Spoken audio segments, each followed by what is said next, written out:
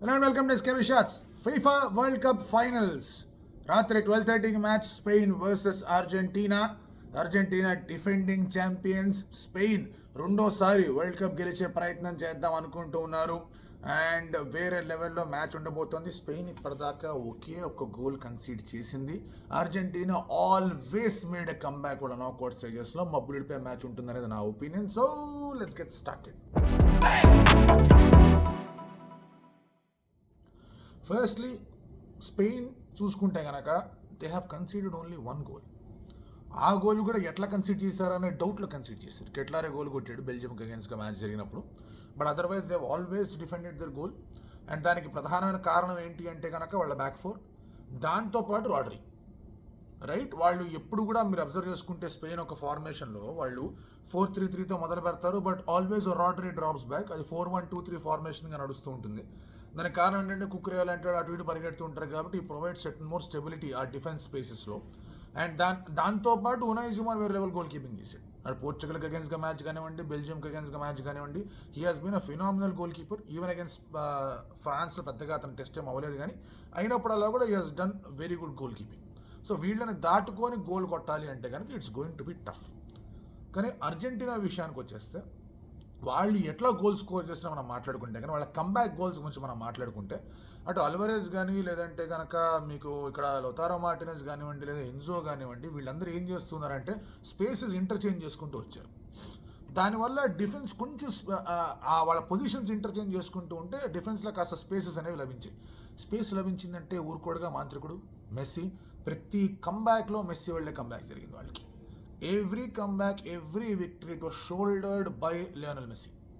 So Lionel Messi అతిపెద్ద threat ఇక్కడ, అందులో ఎటువంటి డౌట్ లేదు. గోల్ కొడతాడా, గోల్ కొడడం అనే విషయం పక్కన పెట్టండి, ఛాన్స్ క్రియేట్ చేస్తాడు.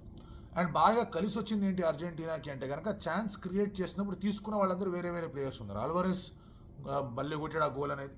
ఆ తర్వాత మీకు లొతారో బాగా కొడతాడు గోల్. తర్వాత ఎన్జో 2 గోల్ బల్లె కొట్టాడు. సో ఇటువంటివన్నీ కనిపిస్తూ ఉంటాయి.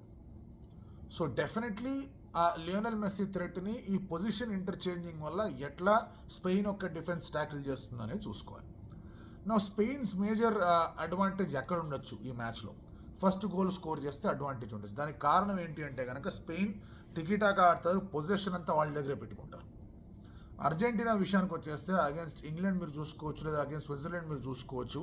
అర్జెంటీనా ఎప్పుడైతే కంబ్యాక్ ఇచ్చే ప్రయత్నం చేస్తారో పొజిషన్ అంతా వాళ్ళ దగ్గరే ఉంది, మొత్తం పొజిషన్ వాళ్ళ దగ్గరే ఉంది. సో స్పెయిన్ అంత ఈజీగా పొజిషన్ అయితే ఇవ్వదు. సో ఆ పొజిషన్ లాక్కునే ప్రయత్నం చేయాలి.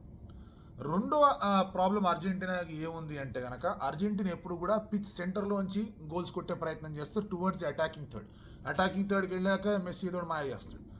బట్ స్పెయిన్ విషయానికి వచ్చేస్తే వాళ్ళు సైడ్స్ కూడా బాగా పరిగెడతారు. దానికి కారణం ఏంటంటే లమిన్ యామాల్ లోపల కట్టిన అవుతాడు, ఈ కుకురే లాంటి వాళ్ళు పరిగెడుతుంటారు. లాస్ట్ గేమ్లో పెద్రో పోరో కూడా పరిగెత్తుకుంటూ వచ్చాడు.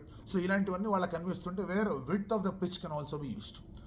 అండ్ దానివల్ల ఏమవుతుందంటే కొన్నిసార్లు ట్రాన్సిషన్స్ జరిగినప్పుడు లేదా కౌంటర్ అటాక్స్ జరిగినప్పుడు అర్జెంటీనా కౌంటర్ అటాక్స్లోనే ట్రాన్సిషన్లో కొంచెం దొరికిపోయిన సందర్భాలు కూడా ఉన్నాయి, కొంచెంగా చాలానే దొరికిపోయిన సందర్భాలు ఉన్నాయి. సో ఇక్కడ స్పెయిన్ కనుక అడ్వాంటేజ్ ఇచ్చారంటే కనుక అర్జెంటీనాకి ప్రాబ్లం ఉంది. స్పెయిన్కి సమస్యలు ఉన్నాయి. స్పెయిన్ సమస్యలు ఏంటి అంటే కనుక ఇందాకే మనం మాట్లాడుకుంటూ వచ్చాం, వాళ్ళు డిఫెండ్ బాగా చేస్తూ వచ్చారు, గోల్ని బాగా కాపాడుకుంటూ వచ్చారు. బట్ ఈ పొజిషన్ ఇంటర్చేంజెస్ వల్ల ఒకవేళ కనుక కుబార్సి కానీ కుక్కురే కానీ కొంచెం సైడ్ అయిపోయారా, రాడ్రీ కొంచెం ముందుకెళ్ళాడా మెస్సీని ఆపుదామని, అప్పుడు భలే స్పేస్ దొరుకుతుంది, ఉనాయ్ సిమోన్ ఒక్కడైపోతాడు. ఇదే వాళ్ళు టార్గెట్ చేసే అవకాశాలు కనిపిస్తున్నాయి. ఎందుకంటే tactically speaking Spain has had a very very good world cup. And టాక్టికల్గా మాట్లాడంటే అర్జెంటీనా ఆల్వేస్ కేమ్ బ్యాక్. అంటే ఫస్ట్ 75-80 మినిట్స్ దాకా దేవర్ అవుట్ అండ్ డౌన్. ఆ డౌన్ అండ్ అవుట్ స్టేజ్ నుంచి తర్వాత వచ్చి గెలిచారు, ఇంక్లూడింగ్ మ్యాచ్ అగేన్స్ట్ ఇంగ్లాండ్ వాళ్ళు వేరే లెవెల్లో బిస్కెట్ వేసుకున్నారు వాళ్ళకి వాళ్ళే. But that is how it went ఆ రోజున. Even against Egypt, even against Switzerland, Argentina had their problems. And Spain అగేన్స్ట్గా గోల్ కొట్టాలంటే కనుక it's not going to be easy. Set pieces ఇంకొక అడ్వాంటేజ్ అర్జెంటీనాకి. ఎందుకంటే అర్జెంటీనా స్పెయిన్ విషయంలో సెట్ పీసెస్లో కొంచెం అటు ఇటు అయ్యాయి. Argentina will definitely play a physical game, డౌటే లేదు. ఇంగ్లాండ్తో కూడా డబ్ల్యూడబ్ల్యూఈ ఆడారు ఫస్ట్ హాఫ్, స్పెయిన్తో కూడా ఆడతారు, ఖచ్చితంగా ఆడతారు. స్పెయిన్తో కూడా ఫిజికల్ గేమ్ జరిగే అవకాశాలు కనిపిస్తూ ఉన్నాయి. And I will not be surprised ఒకవేళ కనుక అర్జెంటీనాకి ఏదైనా పెనల్టీ వచ్చినా. I will never be surprised. అక్కడ దాకా తీసుకెళ్తారా స్పెయిన్ అనేది చూడాలి. సో సెట్ పీస్ అడ్వాంటేజ్ అనేది అర్జెంటీనా పొందాలని చూస్తారు. దాని గురించి ఫౌల్ రాబట్టడము, ఫౌల్ దాని పేరు ఏమంటారు, కొంచెం ఎక్స్ట్రా ఫిజికల్ గేమ్ ఆడడం కనిపిస్తుంది. లమీన్ యమాల్ కూడా అదే చేశాడుగా ఫ్రాన్స్కి అగేన్స్ట్గా. ఐక్యూ ఆడాడు, ఫౌల్ రాబట్టాడు, ఆ తర్వాత గోల్ స్కోర్ చేశాడు. రెండోది ఇక్కడ స్పెయిన్ ఉన్న అడ్వాంటేజ్ ఏంటంటే ద సబ్స్టిట్యూషన్స్. మెరీనో వచ్చి 2 సార్లు డిసైడింగ్ గోల్ కొట్టాడు. మీకు ఓవర్ ద బాల్ లాంటి ఆల్రెడీ ఉన్నారు స్టార్టింగ్ నుంచి గోల్ కొట్టడానికి. యమాల్ ఆల్రెడీ కొంచెం క్విక్ స్పేసెస్ క్రియేట్ చేసుకుంటూ వస్తాడు. సో ఇలాంటి అడ్వాంటేజెస్ ఏవైతే వాళ్ళకు ఉన్నాయో Argentina can also counter those advantages by saying మా దగ్గర కూడా చాలామంది ప్లేయర్స్ ఉన్నారు, ఎన్జో ఉన్నాడు, జూలియన్ ఆల్వరేజ్ ఉన్నాడు, వీళ్ళందరూ వస్తారు, కావాలంటే మాంటియల్ లాంటి వాళ్ళు వస్తారు, జగ్లియాఫికో, రాడ్రీ, వీళ్ళందరూ కూడా వచ్చి ఆ మిడ్ఫీల్డ్, ఆ డిఫెన్స్ అంతా బాగా ఆడతారు, అది వాళ్ళు చెప్పుకోవచ్చు. So it is going to be interesting. And మనం ఫైనల్స్లో, సెమీఫైనల్స్లో ఫేవరెట్స్ని ప్రిడిక్ట్ చేయకూడదు, బట్ టాక్టికల్గా ఏదో ఒక పేరు చెప్తాం.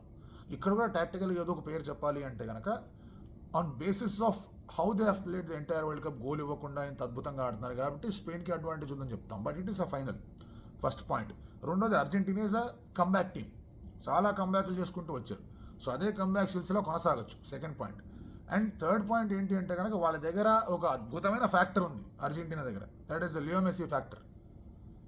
అండ్ ఇక్కడ the greatest of all time ever అనే ఒక ఖ్యాతిని, కీర్తిని పొందే అవకాశం లియోనెల్ మెస్సీకి ఉంది. Back to back world cups as captain ఎవరు చేయాలి, గ్రేట్ ఛాన్స్ కనిపిస్తుంది లియోనెల్ మెస్సీకి. అది కూడా చేసేసి ఆడ పైన మంచి సీట్ వేసుకొని కూర్చోడానికి, సింహాసనం వేసుకొని కూర్చోడానికి. It's not going to be easy, but it is very much possible. And చూద్దాం ఎక్కడ దాకా వెళ్తుంది, ఏంటి పరిస్థితి అనేది ఏమో తెలియదు బాస్. వాళ్ళు గోల్ కొట్టనివ్వకుండా వీళ్ళు గోల్ కొట్టకుండా ఉన్నారంటే కనుక పెనల్టీస్ దాకా కూడా వెళ్ళొచ్చు, which is going to be a very very very very dramatic finish. But అక్కడ దాకా స్పెయిన్ తీసుకెళ్తుంది, అక్కడ దాకా అర్జెంటీనా అలౌ చేస్తుందా అనేది చూడాలి. మీరు 2 సెమీఫైనల్స్ తీసుకుంటే కనుక 90sలో అయిపోయి అట్లీస్ట్ 1 ఆఫ్ ద సెమీఫైనల్స్ వెళ్తుంది 120కి అనుకున్నా.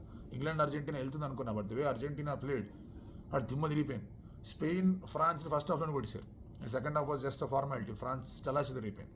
సో ఇక్కడ అర్జెంటీనా కూడా చల్లాచెదిరే అవకాశం ఉంది, మిగతా వాళ్ళు ప్రెషర్ ఫీల్ అవుతాయి. బట్ ఒకవేళ కనుక స్పెయిన్ ఫస్ట్ గోల్ కన్సీడ్ చేసిందా, ఐ థింక్ స్పెయిన్కి అది గట్టి దెబ్బ అయిపోతుంది. ఇప్పటిదాకా ఆ కన్సీడింగ్ విషయంలో ఏ విధంగా అయితే కాపాడుకుంటూ వచ్చారో Spain, it's not going to be easy. So it's going to be an interesting game. And pinnacle final ఇది, ఎందుకంటే లాస్ట్ కొన్ని వీడియోస్లో కూడా చెప్పా, ఇప్పుడు కూడా చెప్తూ ఉన్నా, గత 3-4 ఫీఫా వరల్డ్ కప్ ఎడిషన్స్ పోల్చుకుంటే కనుక this has been the most dramatic, most intense and most entertaining FIFA World Cup. అది నాకౌట్ మ్యాచ్లు కావచ్చు, గ్రూప్ స్టేజ్ మ్యాచ్లు కావచ్చు, ఎక్కడైనా కావచ్చు.